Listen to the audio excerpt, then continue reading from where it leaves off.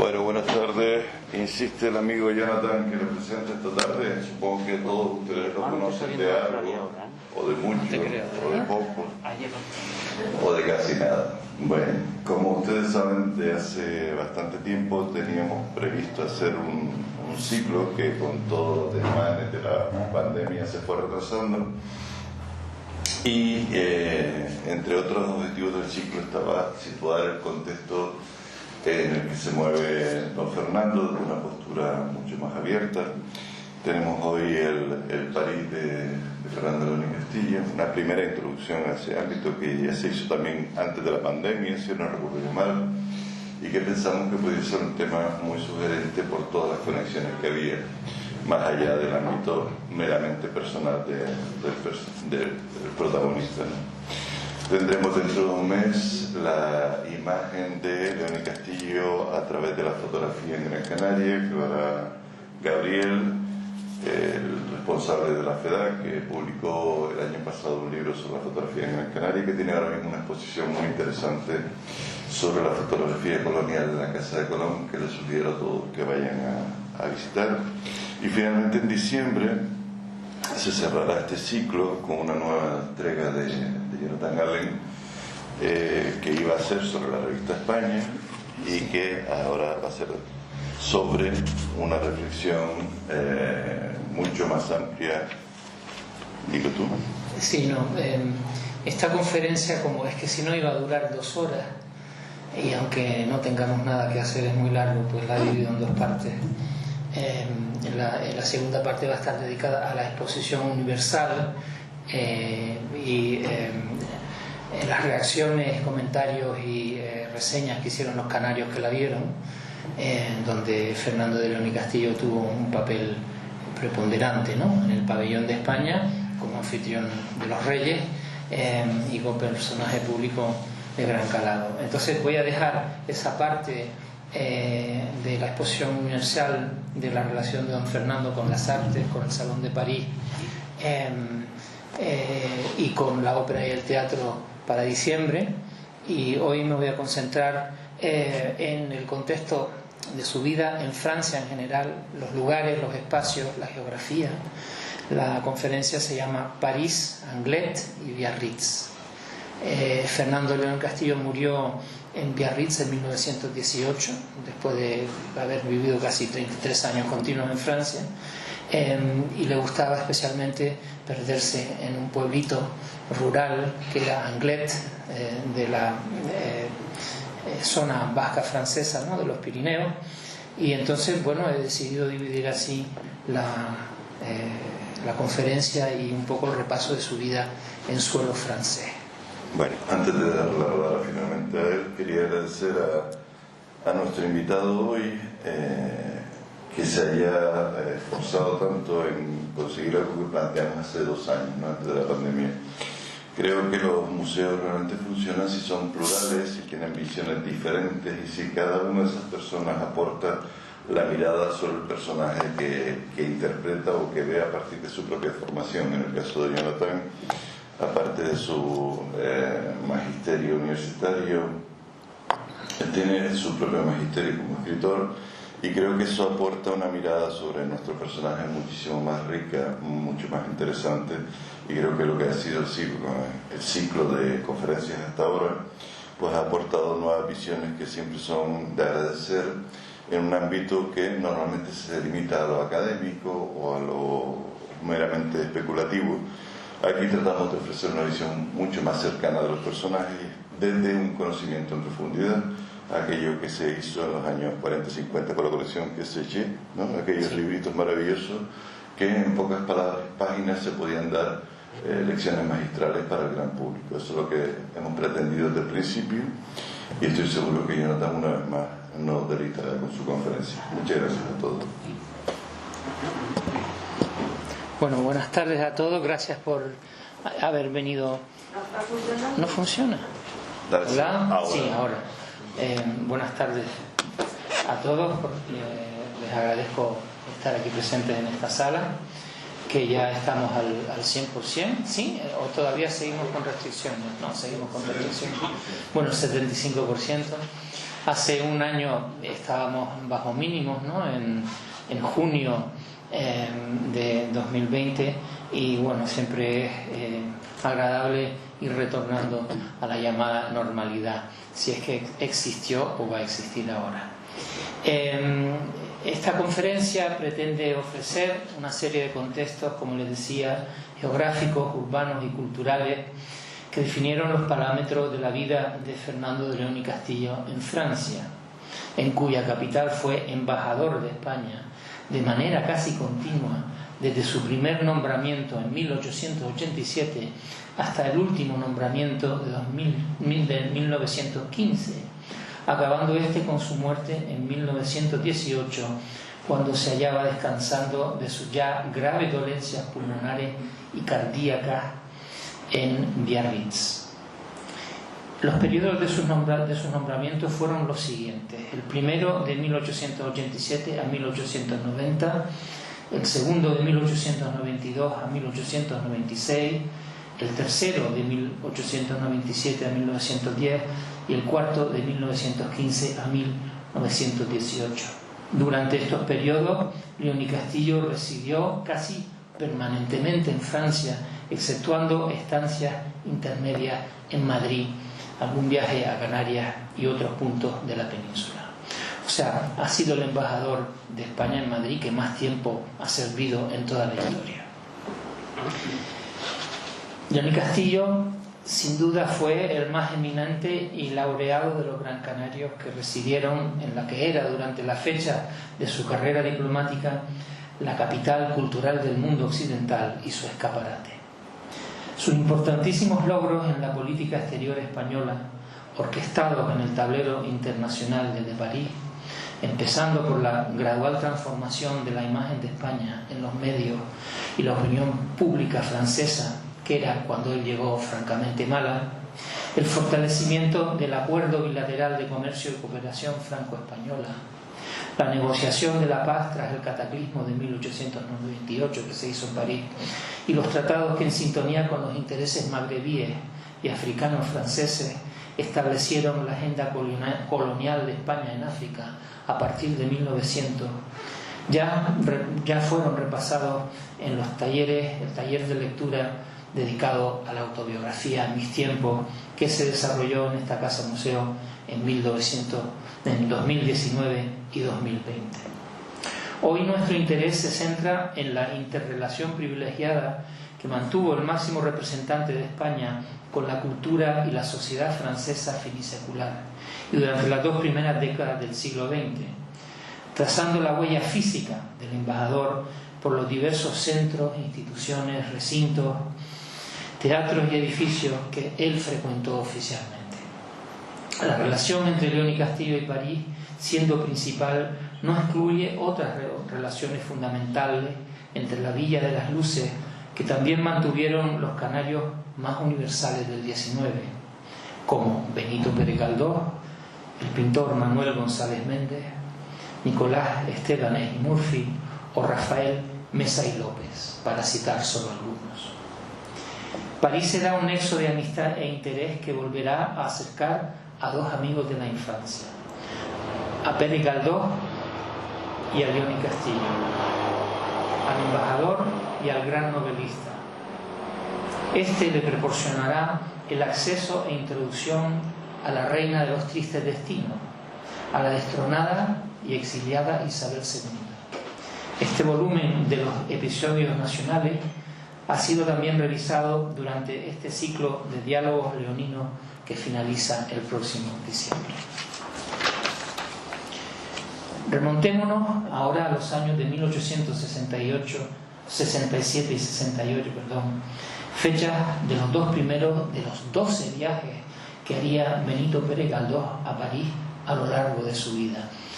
Para que se hagan una idea, Galdós volvió una vez a Gran Canaria en 1894, mientras que fue 12 veces a París. Por supuesto, ir y venir a Canarias, sobre todo en la década del 60 y del 70, eran casi 3 semanas de viaje. 3 semanas de ida y 3 semanas de vuelta, ¿no? Fran González explicó muy bien ese tremendo itinerario que hacían los gran canarios para llegar a Madrid. Galdós explorará París ávidamente, mapa en mano, confundiéndose con la masa viandante que tanto para el poeta Baudelaire como para el filósofo Walter Benjamin integran una nueva versión del Homo sapiens y constituyen el paradigma de la modernidad. El París en profunda y traumática transformación urbana del barón Haussmann es observado en primer lugar y en primera persona por el joven Galdós. La primera ilustración que les he puesto, lamento el que se vea tan pequeña, porque si la pongo grande empieza a correr todo. Ustedes verán la isla, la Ile de la Cité, ¿no? En París, es la isla donde está Notre Dame, con 3 rayas rojas. Y entonces el barón Haussmann, empleado por una comisión gubernamental, pero con el apoyo de Napoleón III, que era moderno, su concepción urbana por lo menos, le permitió rediseñar las calles y las vías de París. Y él sobre el mapa de París empezó a trazar sus famosas líneas horizontales, como en este plano aquí, en donde vemos que los 3 puentes antiguos entre ambas riberas del Sena se iban a transformar en vías modernas. Galdós nos lo cuenta en Memorias de un desmemoriado. A la vez que el escritor recibe el impacto de la antigua ciudad monumental, visita su exposición universal, de la cual París es sede desde 1855. Lo deja obnubilado y mareado.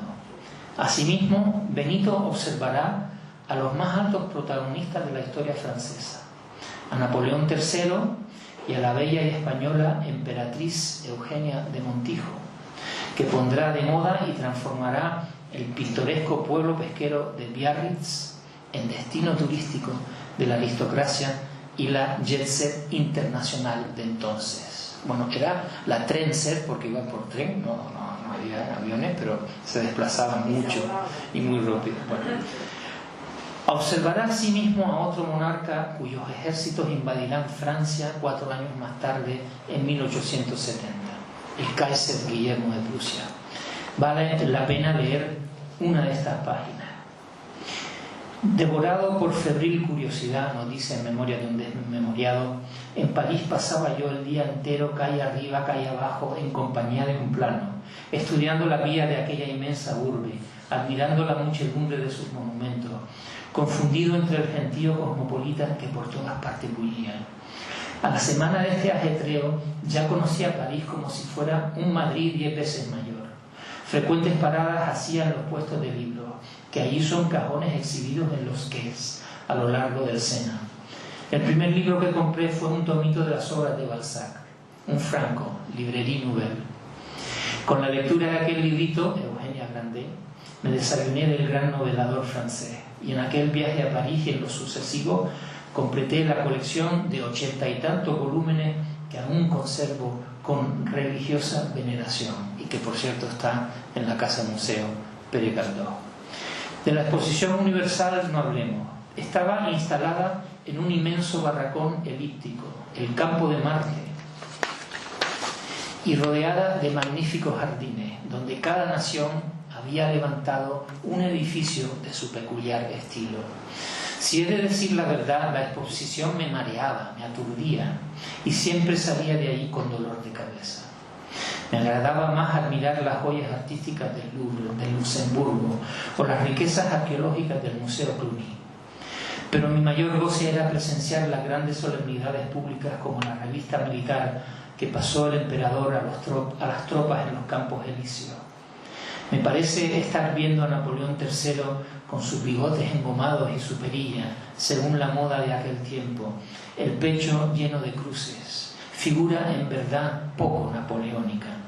También hice entonces conocimiento visual con la bellísima emperatriz Eugenia y con los soberanos europeos que fueron a visitar la exposición, entre ellos el rey de Portugal, don Luis I, el sultán de Turquía, el rey Guillermo de Prusia, que 3 años después, derrotado Napoleón en Sedan, se coronó emperador de Alemania en Versalles, ¿no? Qué manía tenían los alemanes de invadir Francia para declararse emperadores.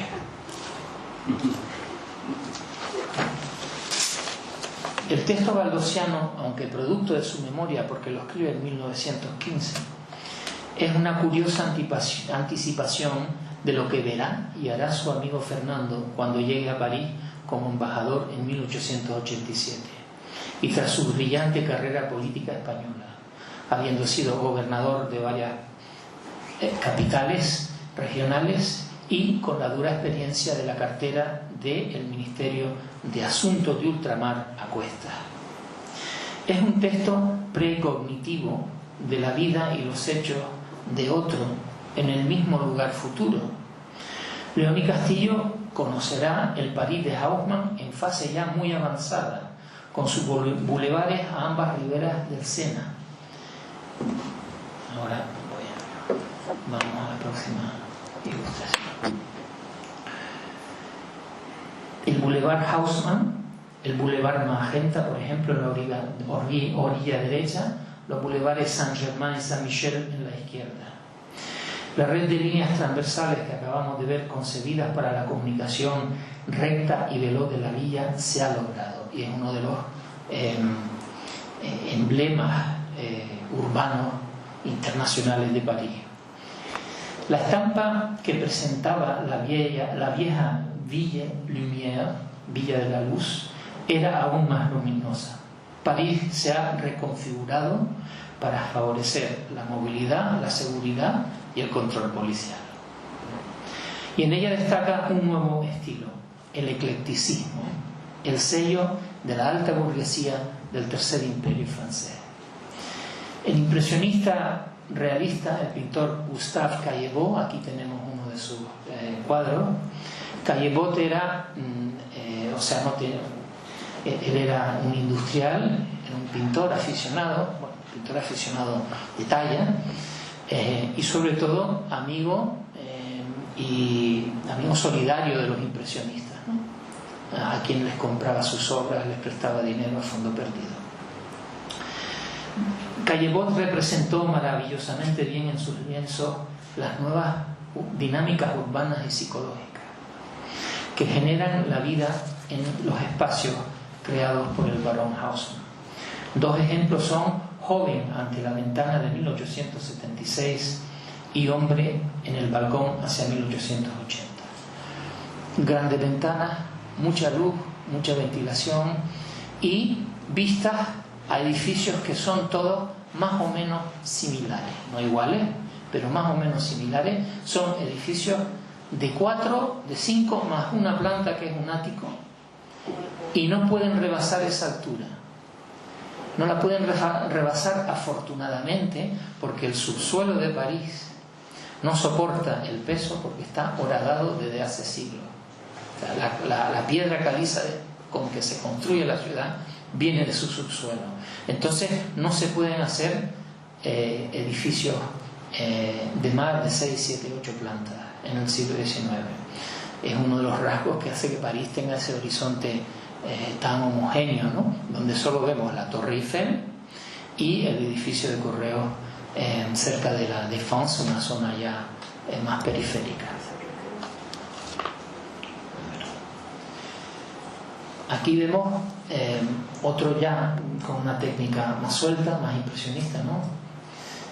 Divisionista, a otro señor burgués sin nada que hacer, porque el dinero le da tiempo a la alta burguesía, contemplando un bulevar larguísimo, típicamente del barón Haussmann, ¿no? Desde la planta más alta, más elevada de un edificio de la década de 1880. El barón Haussmann define el espíritu arquitectónico moderno de París.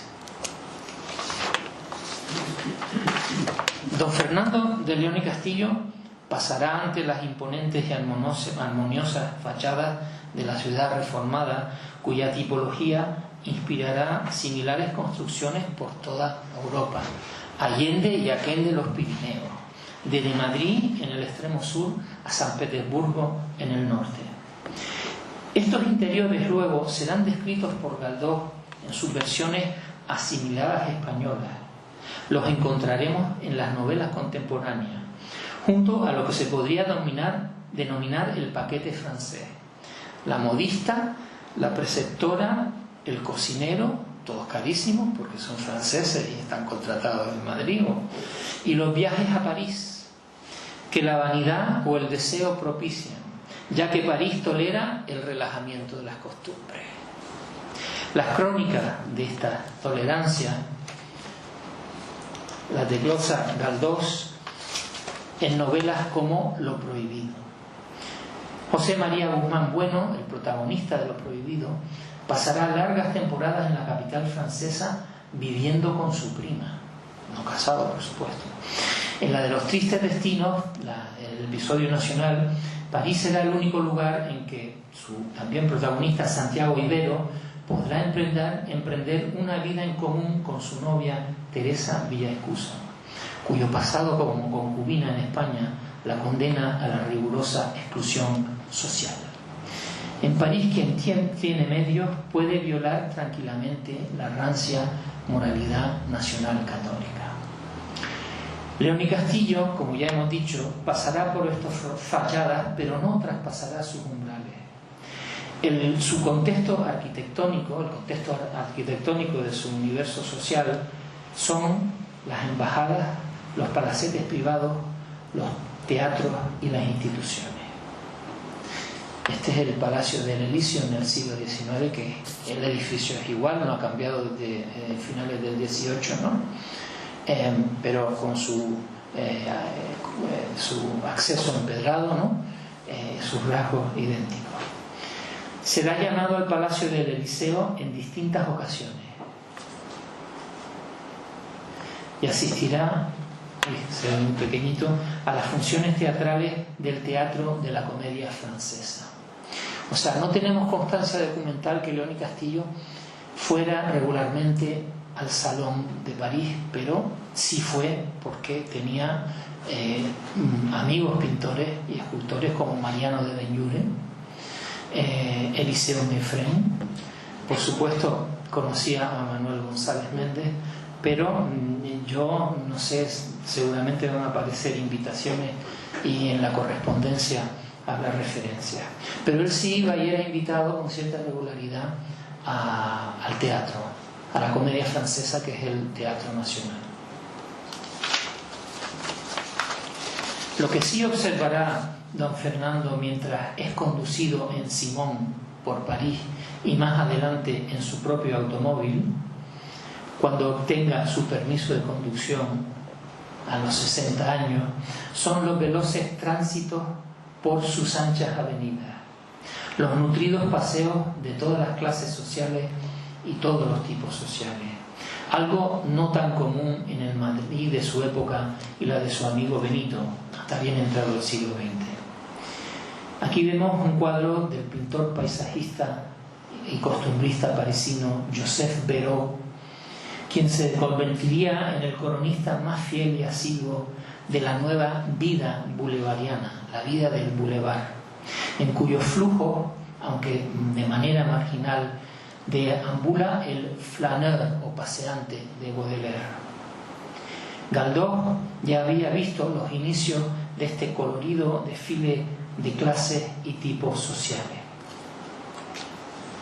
Y por supuesto, esto es un rasgo de la ciudad moderna en términos también de velocidad, de que pueda existir superficies para pasearse kilómetros, cosa que era bastante más difícil en el París antiguo y por supuesto en Madrid, ¿no? Estos bulevares están trazados todos en 1880. La Gran Vía de Madrid, que yo creo que es la principal vía que cruza Madrid en la época finales del 19, no se traza hasta 1905, ¿no? Muy tardíamente. Entonces, en este sentido, París también es una ciudad escaparate de la modernidad por su comunicabilidad, ¿no? Aquí vemos de nuevo uno de los bulevares pintados por Joseph Béraud. Todos estos cuadros están en el Museo Carnavalet de París y los pueden ver, ¿no? Hay un gran fondo de pintura de Joseph Béraud y bueno, todavía justo antes de la época del automóvil, ¿no? 1860, 70, 80, ¿no? Pero vemos ya que hay un flujo urbano moderno, paralelo, comparable a lo que encontramos en nuestras ciudades. El carabinero que domina el primer plano de este lienzo, fechado en 1889, bien podría ser el protagonista de la famosa novela de Emilio Zola, Bellamy, ese apuesto húsar en paro que atraviesa las calles devorando la realidad con su mirada y cuyo imparable ascenso a revista constituirá la crónica del Tercer Imperio. Aquí vemos dos documentos relativos a la movilidad de don Fernando. Un permiso salvoconducto de circulación expedido a su nombre hacia el final de su vida y una cédula de libre circulación, la más pequeñita, expedida en 1916 durante la Primera Guerra Mundial, cuando la movilidad por el territorio francés estaba restringida. Nos recuerdan que León y Castillo ya es tan francés como español y que se ha alineado con la velocidad del siglo XX.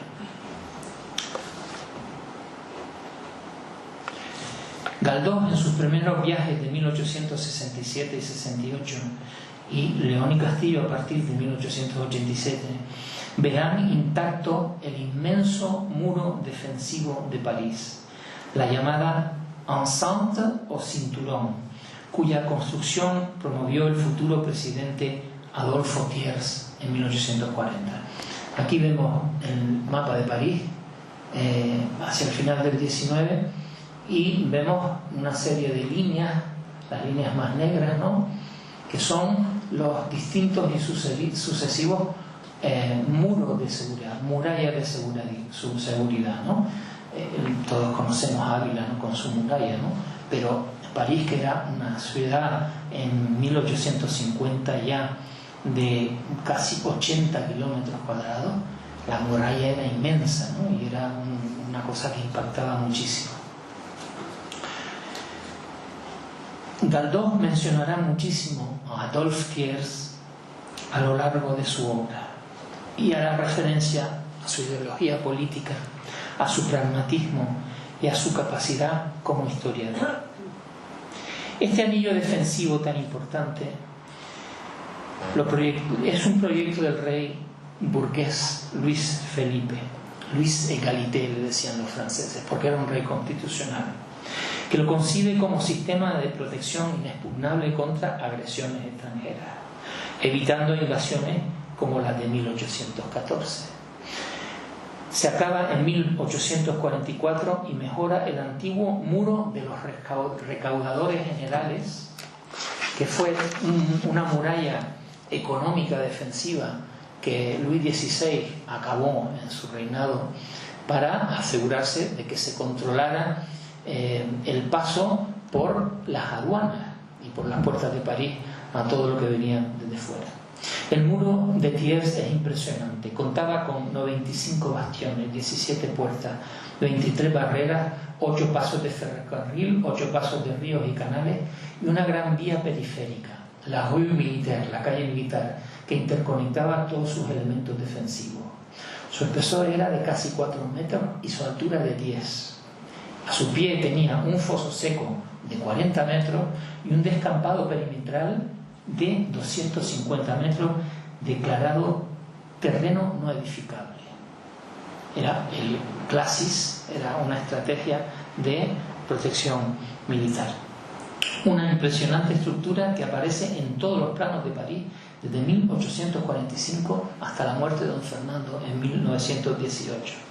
Fue, no obstante, declarado obsoleto como construcción defensiva después de la Primera Guerra Mundial y se inició su demolición. Esto, lo ven pequeñito, lo siento, pero es un plano de París con puntitos rojos.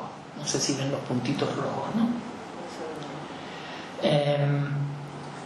que es el plano de París de 1917, donde cayeron los obuses alemanes. Don Fernando en París, en la embajada, se iría al sótano, me imagino.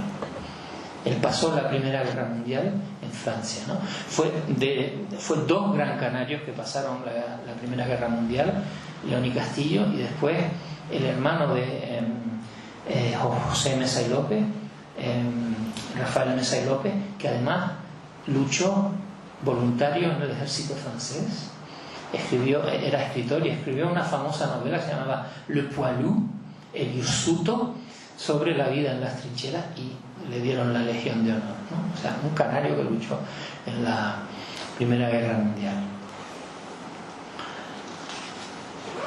En 1919, debido a la potencia cada vez mayor de la artillería, el Gran Muro de París se declara obsoleto y se empieza a desmantelar, como les dije, y esa demolición, que ya no verá don Fernando, va a durar unos 20 años. León y Castillo, garante de la neutralidad española, que en España es neutral durante la primera, en la gran contienda internacional, vivirá los años angustiosos de 1914 a 1918 en Francia. El embajador de España contribuirá a afianzar la presencia institucional de su país en París mediante la compra de inmuebles señeros que han de representar los intereses, espacios y estrategias de la patria en suelo francés. Por una parte, aquí está el primero, la que ya era sede de la embajada española en los números 34 a 36 del Boulevard de Courcelles, el antiguo Hotel Lambert de San Juan, que el gobierno español alquilaba este edificio. Entonces, León y Castillo, a través de presiones e insistencias, logró que el gobierno español lo comprara, ¿no? Asimismo, y aquí debo decir que ya lo hablaré en diciembre, en la conferencia de diciembre, se había reunido una importante colección de pintura desde finales del 18. Y aquí vemos el otro edificio importantísimo que adquiere la corona española y el gobierno español en la época de León y Castillo, a partir del 87, que es el Palacio de Castilla, que será la residencia en el exilio de Isabel II de España y la corte borbónica. Era un palacio, no era Versalles, pero un palacio considerable, ¿no? Donde se alojaban unas 50 personas de manera permanente. León y Castillo se va a convertir en un visitante asiduo de este Palacio de Castillo. Desgraciadamente, estos dos edificios dejarían de pertenecer al Estado español. Cuando, temblando de emoción,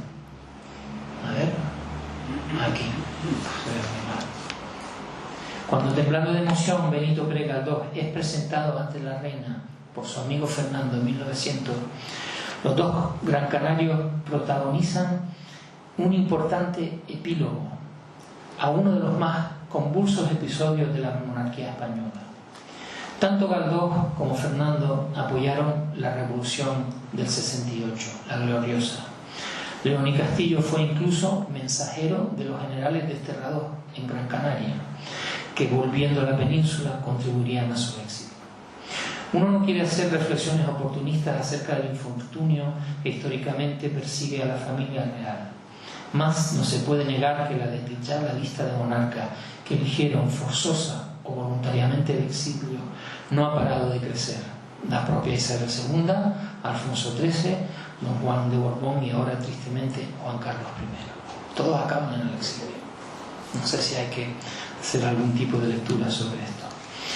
En este agua fuerte de época apreciamos una presentación y sesión de la corte isabelina en el exilio, sobre la cual ya se ha hablado en el diálogo y en los ciclos de diálogos leoninos y en la conferencia que le dedicó el cronista de Telde, el historiador don Antonio María González Padrón. Al escribir en 1904 la semblanza final a modo de obituario de la reina chata, Galdós practica una curiosa ucronía, reescribiendo la versión de la que fue aciaga historia y deriva violenta de su reinado. En un revelador artículo que reenfoca sin prejuicio sectario ni odio la suerte política de una soberana inexperta y peor aconsejada, Galdós admite lo que ya admitía uno de sus personajes de la novela La de los tristes destinos, el señor de Veramendi, promonárquico más crítico con el reinado de Isabel II. Este es quizás el mejor de los retratos de la reina joven, pintado por Federico de Madrazo, con sus famosos ojos azules glaucos, ¿no? Y ese aspecto que tenía ella un poco como un poco bovino, ¿no? Pero una personalidad compleja, que fue criticadísima, a veces con razón, otras con menos.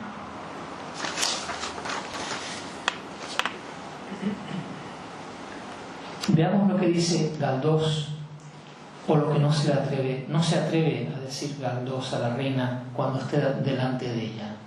Esto está sacado de este artículo en 1904 que se publica en la prensa española y después en La Esfera. Él le dice, o le dice mentalmente: ¿verdad, señora, que en la mente de vuestra majestad no entró jamás la idea del Estado? Entró sí la realeza, idea fácilmente adquirida en la propia cuna, pero el Estado, el invisible ser político de la nación, expresado con forma de lenguaje antes que por pomposas galas que hablan exclusivamente a los ojos, rondaba el entendimiento de vuestra majestad, más sin decidirse entrar en él. ¿Verdad que criaron a vuestra majestad en la persuasión de que hacer podía cuanto se le antojara, y quitar y poner gobernantes como si cambiase de ropa? ¿No confió la reina demasiado en el amor de su pueblo y en la protección divina? Dos cosas hay sujetas a inesperadas y lastimosas quiebras: porque los pueblos aman y Dios protege, pero siempre con su cuenta y razón. El amor de los pueblos suele ser más egoísta que el de los hombres, y han menester los reyes de una constante atención sobre las vidas y sobre los intereses de la familia nacional, para que ésta se mantenga firme en sus cariños y no se revuelva cuando se ve burlada y convertida en rebaño. El favor del cielo debió vuestra majestad esperarlo como sanción de sus actos y de su fiel cumplimiento de las leyes, y no vislumbrarlo tras las milagrerías y enredos con que alucinaban a la pobre niña y reina los traficantes en piedad. El clero. Isabel II vivía rodeada de la monja Sor Patrocinio, de su confesor y de una camarilla conservadora, o a veces la liberal, que no le aconsejaban bien. Aquí, curiosamente, expuesto como colección permanente del museo, tenemos un reloj muy curioso. Sella evidentemente la historia del exilio isabelino, la muerte de la reina. El embajador de España y ya amigo de la real persona, don Fernando, acude a la exposición del féretro en el Palacio de Castillo y acompaña los restos reales hasta la estación ferroviaria, donde un tren en servicio especial ha de llevar el ataúd a Madrid para su entierro en el Panteón de los Reyes del Escorial. O sea, ella vuelve a su país, pero vuelve en la caja, vuelve muerta. Este último deber con la reina como embajador es uno de los raros momentos de expresión emotiva en las páginas de Mis tiempos, que es un libro de autobiografía política, donde trasluce a prácticamente nada de la vida privada de don Fernando. Un poco acerca de su juventud, habla de sus amigos, le dedica Mis tiempos a su mujer, ¿no?, a doña María de las Mercedes, pero no habla de su vida privada, ¿no? Es una biografía del siglo XIX, aunque escrita en el XX, evidentemente, en que no se hablan de las cosas íntimas y de lo que uno siente y de lo que uno no siente. En la colección permanente, como les decía, de la Casa Museo en Castillo, se conserva este reloj de pared largo con segundero, de maquinaria austriaca, ¿no? Es un reloj muy raro por tener ese segundero, ¿no? Que colgó en los muros del Palacio de Castilla. Quién sabe si lo adquiriría el último secretario de Isabel II, el húngaro judío Joseph Haltmann, que al margen de ser el último amante de la reina, puso cierto orden en la contabilidad de palacio. A partir precisamente del año 1887, cuando León y Castillo entra en la Embajada de España con sus credenciales de representante plenipotenciario, el alumbrado público de París comienza a experimentar una honda transformación. Se trata de la electricidad. Aunque la electricidad tardará décadas en afianzarse y sustituir al gas en los puntos estratégicos de las vías terminales de ómnibus, estaciones y estaciones de ferrocarril, se irán instalando primero las lámparas de arco voltaico, grandes y de aparatoso filamento. Su circuito luminoso se irá acortando progresivamente hasta convertirse en bombillas que se parecen mucho a nuestra reciente generación de bajo consumo. Esta es una lámpara ya bastante desarrollada de arco voltaico, ¿no? Un filamento que pende, ¿no? Que tenía una vida bastante más limitada. El gas y la electricidad se simultanearán en las antiguas farolas de la capital. Sin duda, don Fernando la vio combinando sus diferentes calidades de la luz, camino de la Comédie Française, Teatro Nacional, o del Teatro de la Ópera Garnier. Aquí en esta imagen, esto está en la avenida de la Ópera que conduce al Teatro Garnier, Ópera Teatro Garnier, vemos dos farolas que tienen gas en la parte baja, ¿no? Tienen dos lanternas con gas, y arriba tienen una bombilla de circuito voltaico que se parece a nuestras bombillas de bajo consumo, ¿no? Esto es realmente excepcional. Entonces, cuando Galdós llega a París en el 67, nada de esto existe, ¿no? Es algo que muy progresivamente va evolucionando. No obstante, el encuentro supremo con el poder y el futuro de la iluminación eléctrica se produciría en 1900, dentro del recinto de la Exposición Universal de París, donde se erigió el que vemos ahora Palacio de la Electricidad, el Palais de l'Électricité. Podemos imaginar el asombro de los dos gran canarios cuando, al anochecer, el grandioso espectáculo de la electrificación iluminaba en todos los colores imaginables, mediante tubos y bombillas, los pabellones de las naciones y el propio Palacio de la Electricidad, cuyo edificio era la central de toda la generación eléctrica. Desde 1855, en las exposiciones universales de París, la electricidad es uno de los grandes protagonistas. De noche porque lo ilumina todo, y progresivamente porque cada vez más son los megavatios que se logran producir, ¿no? Y en 1900 ya es la repera, es el despliegue máximo. En la planta baja de este inmueble crujían y piafaban 38 grupos electrógenos. Sus dinamos eran impelidas mediante el vapor que subía desde un entramado de calderas en el sótano del edificio. 200.000 litros de agua por hora, conducida desde el Sena, cuyo vapor servía para producir una fuerza de 40.000 caballos. Es un despliegue industrial impresionante, universal, por supuesto inigualado hasta entonces, ¿no? Y don Benito y León y Castillo evidentemente lo visitan y se sienten fascinados por ello. La gente, el público, prorrumpía en vítores y aplaudía, poseída por el entusiasmo y la sorpresa. Creo que a todos nos gustaría estar entre ese público con la inocencia de esos ojos, siendo espectadores de una magia científica sin cuyos avances no seríamos la sociedad que actualmente somos. Aquí está la guía de la Exposición Universal de 1900, que se conserva en la biblioteca de esta casa museo. donde se orienta al público en general por el recorrido. La guía de la Exposición Universal es un libro, o sea, es complicado, ¿no?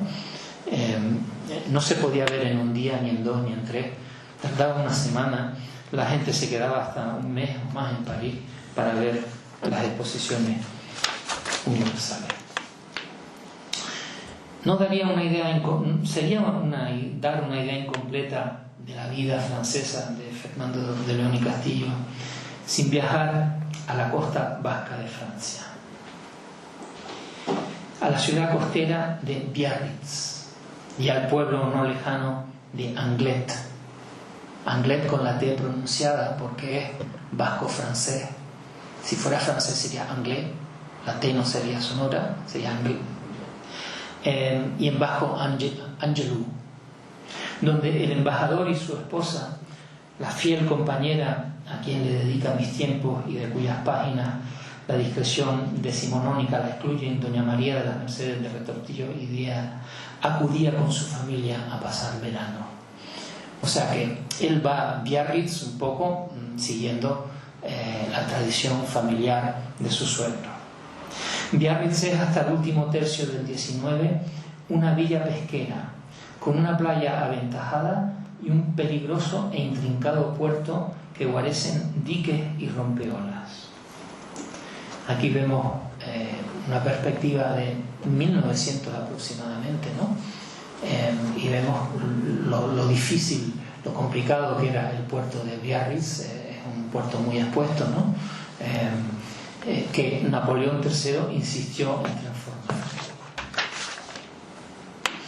Era un lugar de veraneo conocido por la familia Retortillo Díaz, y sin duda esta circunstancia propició la primera estancia.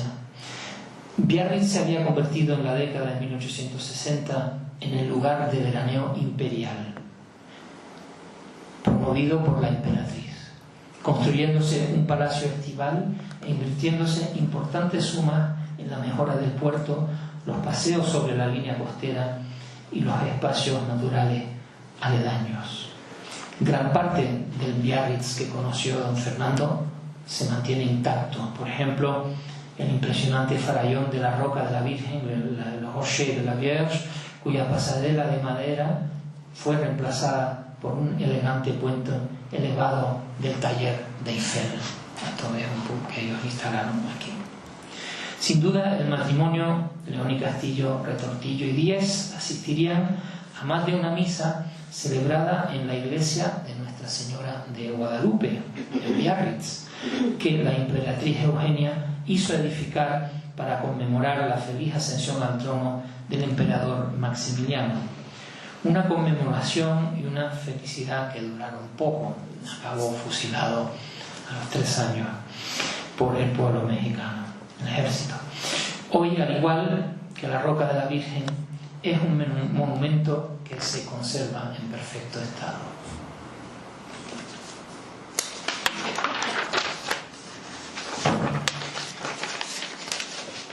Creo que más que en Biarritz, en cuyo gran hotel falleció Fernando de León y Castillo en 1918, fue en el ancestral y pequeño pueblo de Anglet, donde el atareado hombre público y diplomático encontró el necesario sosiego para descansar y redactar algunos documentos significativos como el discurso de su ingreso en la Real Academia de Ciencias Morales y Políticas Española en 1896. Anglet representó evidentemente esa atracción por el norte, lo contrario a la atracción germana por el sur, el Drang nach dem Süden, que también sintió su amigo Benito, en su caso concretándose en Santander, donde Galdós edificó esa magnífica mansión sobre la bahía de Santander, desgraciadamente demolida. Pero para ambos ir del sur al norte era una atracción importante, ¿no? Una tentación que lograron instalar en su vida. No sé si existe una placa que recuerde el día y el año de su muerte. cuyo centenario celebramos hace 3 años, ¿no? 2018. Pero desde luego debería verla, y si no, deberíamos proponerlo, ¿no?, como tarea. Finalmente, una curiosidad que el otro día encontró Juan Ismael en el archivo documental es el plano de esta casa en Biarritz,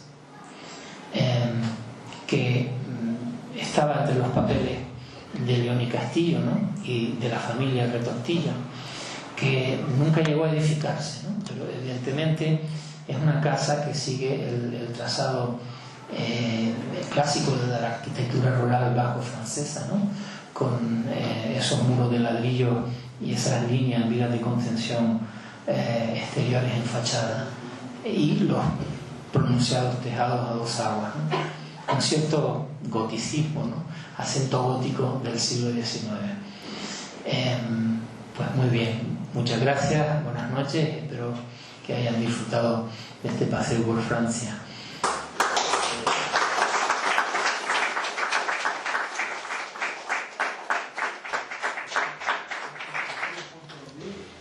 Si alguien quiere preguntar algo.